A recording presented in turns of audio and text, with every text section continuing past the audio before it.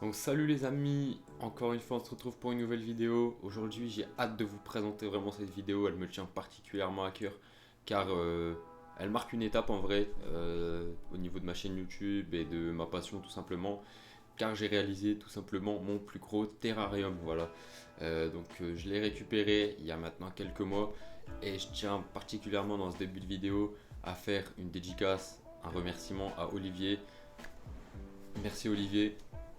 Donc Olivier c'est un ami qui avait un paludarium de 90 par 45-60 qui était vraiment magnifique honnêtement, il avait vraiment très bien fait ça et il en a eu marre, il s'est un peu lassé donc il a décidé de se séparer de son palu et il m'a contacté en me disant voilà tiens si tu veux, si ça t'intéresse, je préfère te donner mon terrarium plutôt que de le vendre à un inconnu et tout. Il sait que genre, il m'a dit je sais que t'en feras bon usage, du coup il a préféré me le donner et c'est vraiment un énorme cadeau qu'il m'a fait. Vraiment cette vidéo, ce terrarium n'aurait pas pu exister sans lui, donc je tiens vraiment à le remercier. Et voilà, du coup, merci Olivier. On va sans plus tarder passer à la première étape qui est donc la réflexion de mon projet. Donc comme je vous ai dit un peu plus tôt, j'ai reçu ce terrarium il y a maintenant quelques mois. Et au moment où je l'ai reçu, j'ai fait waouh, il est vraiment énorme. Et j'aurais pu créer un terrarium pour une nouvelle espèce, j'aurais pu me dire tiens j'ai un nouveau terra est égal nouvelle espèce et tout.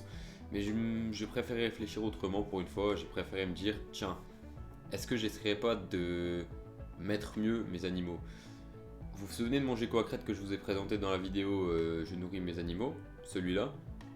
Et bah lui, ça fait maintenant plus de 2 ans qu'il vit dans un terrarium de 45-45-60 et donc c'est 2 fois moins en longueur que le nouveau de 90 que j'ai acquéri, 90 de long. Donc je me suis dit tout simplement que tiens, ce serait parfait pour lui faire une nouvelle maison, un nouveau terrain beaucoup plus grand et dans lequel il pourra plus s'éclater, etc. Donc j'ai tout de suite pensé à lui donner. C'est ce que j'ai fait d'ailleurs.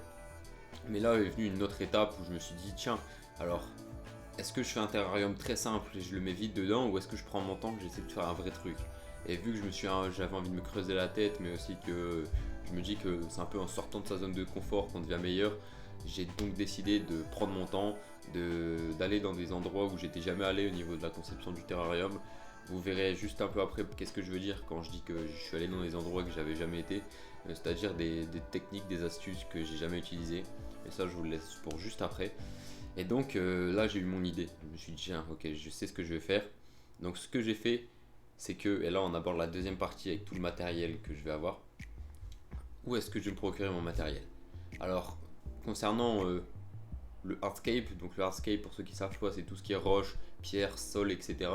J'ai décidé de partir uniquement sur des troncs de liège, voilà, sur des bouts de bois, car les geckos à crête sont des animaux arboricoles et que le liège était un bon compromis entre la légèreté qu'il me fallait absolument, et je vous expliquerai pareil après pourquoi, le prix et la disponibilité qui sont aussi des facteurs importants. Et du coup, vu qu'il y a une bonne disponibilité, il y a forcément une énorme gamme, beaucoup de choix voilà, pour des troncs de liège. Donc c'était vraiment parfait.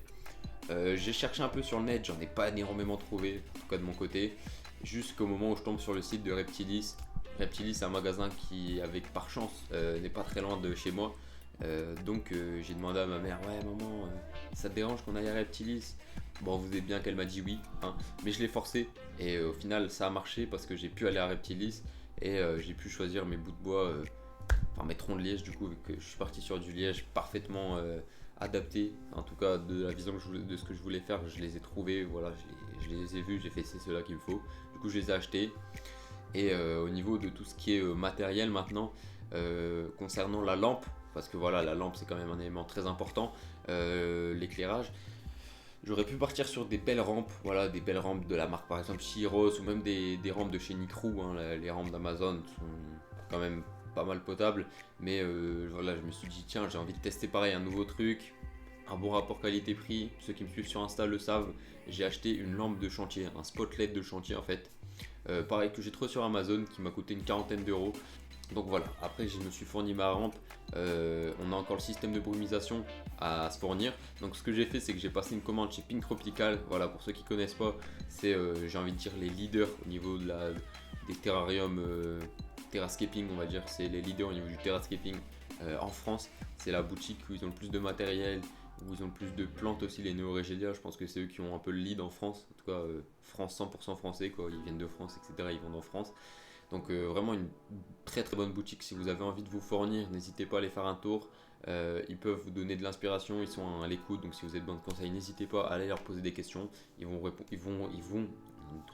répondront sans problème. Et donc voilà, donc moi j'avais déjà un système de brumisation de chez Pink Tropical et j'ai donc racheté une buse avec 3 têtes de brumisation que j'ai relié à ma pompe avec du tuyau. Et voilà, voilà. Donc ce que j'ai fait, du coup juste pour installer cette buse, ce que j'ai fait c'est que j'ai troué avec une perceuse un trou qui était déjà présent dans le plexiglas que Olivier avait déjà fait. Donc j'ai bien agrandi le trou et au final la buse est passée nickel, sans problème. Donc voilà, c'est parfait. Après j'ai eu un second souci, c'est au niveau de l'aération. Voilà. La plaque de plexi par contre était 100% plexiglacée. Il n'y avait aucun trou quasiment. Donc il fallait bien que je crée de l'aération pour mon gecko à crête. Et en fait ce que j'ai fait c'est que avec un marqueur j'ai fait des ronds et j'ai confié la plaque de plexi à mon grand-père.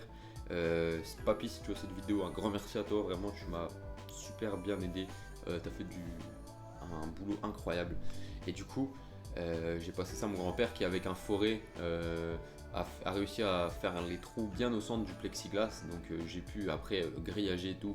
Je vous en parlerai juste un peu après parce que c'est une galère honnêtement le grillage que j'ai fait. Mais bref. Et le dernier matos que j'ai acheté du coup c'est tout ce qui est mousse expansive, élastopure. Donc, et silicone aussi. Donc mousse expansive, vous devez sûrement connaître, c'est un truc qu'on utilise souvent dans nos maisons pour isoler, etc. Mais ça a un avantage vraiment bien, c'est que on peut la tailler en terrarium, on peut la sculpter. Un deuxième avantage, c'est qu'elle colle. Donc moi, je m'en suis servi honnêtement pour coller mes bouts de bois, voilà, contre des parois. Donc je vous montrerai pareil ça après. De l'élastopure, qu'est-ce que c'est? C'est une résine qui a été élaborée pour les terrariums, les aquariums. Donc c'est une résine qui va être étanche, donc qui va rendre un milieu étanche et aussi qui va limiter les rejets de matières toxiques, donc notamment le polyrate, polyrue, je sais pas quoi, qu'il y a dans la mousse expansive. Donc la mousse expansive, voilà, c'est toxique.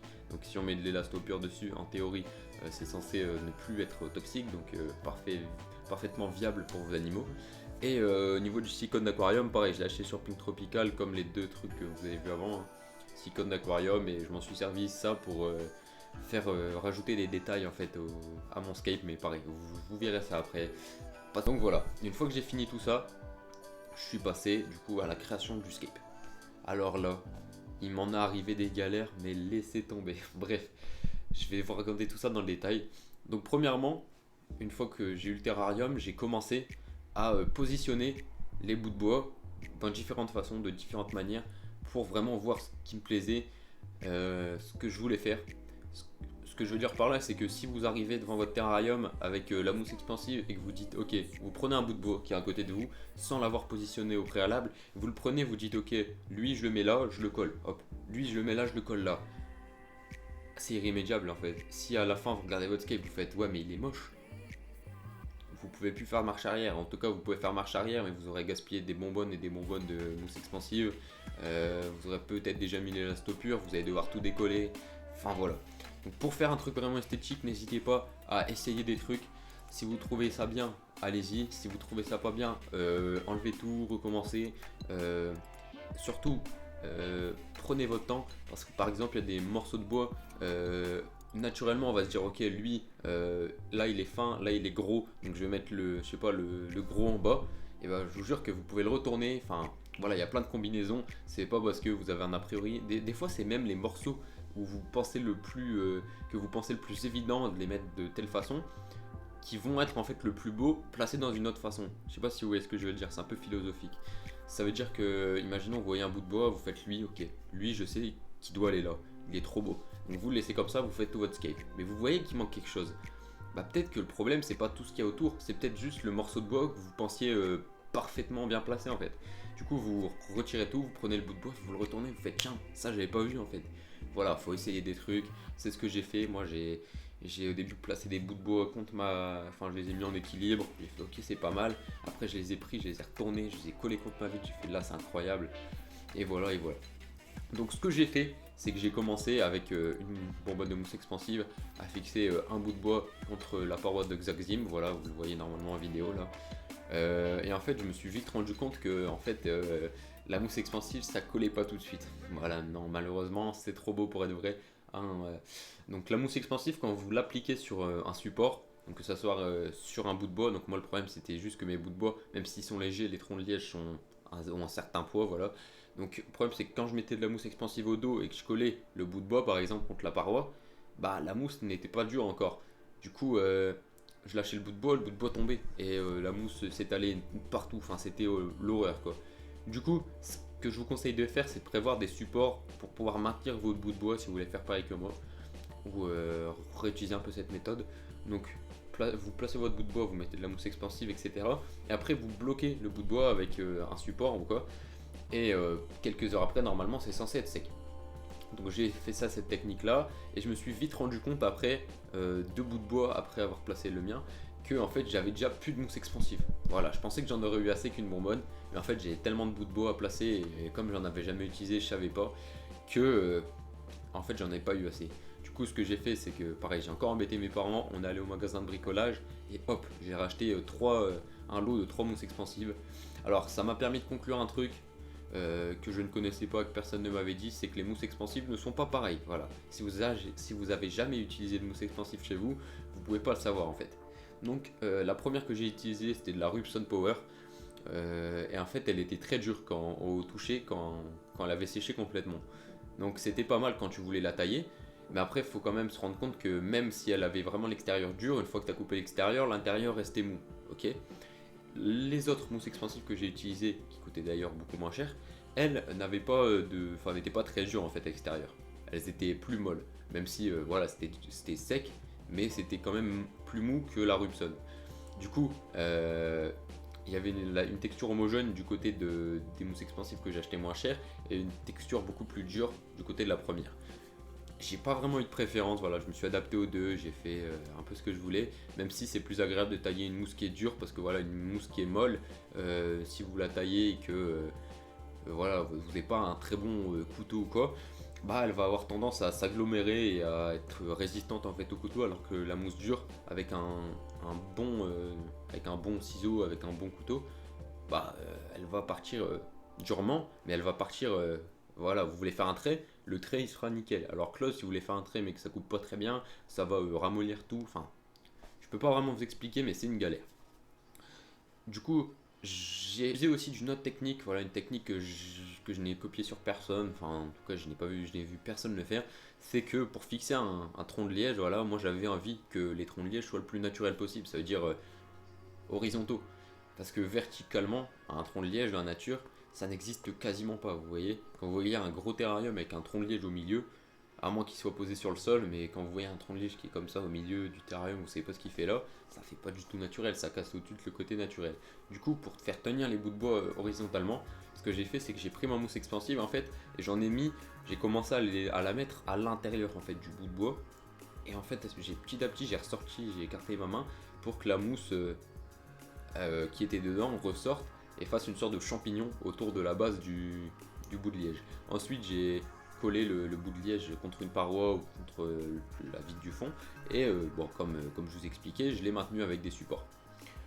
Cette technique elle a marché, mis à part pour le plus gros bout de bois qui était vraiment trop lourd. Donc ça veut dire qu'il était tellement long qu'en fait, même s'il y avait une énorme couche de mousse expansive à la base, il était tellement long qu'il exerçait un poids et la mousse qui était la deuxième que j'ai acheté, donc peut-être un peu plus molle, je me demande si j'avais testé avec de la mousse plus dure ça aurait tenu, mais bref c'est pas la question, a eu tendance à se tasser en fait petit à petit avec le poids du bout de liège, et en fait a donné un rendu qui n'était pas voulu petit à petit, forcément il se déplaçait tout seul. Du coup bon après j'ai réussi à trouver une technique pour corriger ça, j'ai mis des supports en dessous de la base, j'ai siliconé, enfin bref c'est complexe mais je m'en suis sorti. Mais voilà, si vous avez des bouts de bois très durs, préférez de la Rubson Power. Voilà, comme mousse expansive, j'en connais pas d'autres donc je vais vous conseiller celle-là.